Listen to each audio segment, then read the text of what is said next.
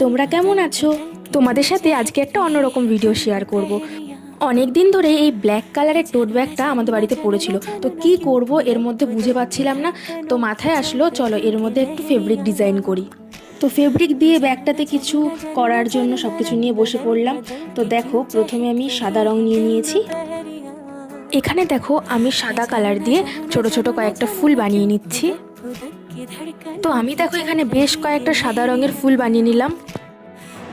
সাদা ফুলগুলো বানানোর পর ভেবেছিলাম এভাবেই রেখে দেবো, কিন্তু এই সাদা ফুলগুলো কেমন একটা লাগছে, তাই ভাবলাম চলো একটা লাল রং আছে ওটার সাথে একটু সাদা রং মিশিয়ে আর একটা কিছু নতুন করা যাক।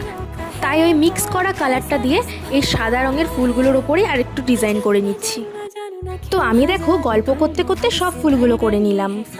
এইবার একটা হলুদ রং নিয়ে ফুলটার মাঝখানে একটু এরকম গোল শেপের বানিয়ে নিচ্ছি। তো আমার দেখো সব ফুলগুলো বানিয়ে নেওয়া হয়ে গেছে। তো তোমাদের এই ভিডিওটা কেমন লাগলো অবশ্যই কমেন্ট করে জানাবে। ভিডিওটা ভালো লাগলে অবশ্যই লাইক, কমেন্ট এবং সাবস্ক্রাইব করে দেবে। আজকের জন্য এই পর্যন্তই, দেখাবে অন্য একটা ভিডিওতে। টাটা।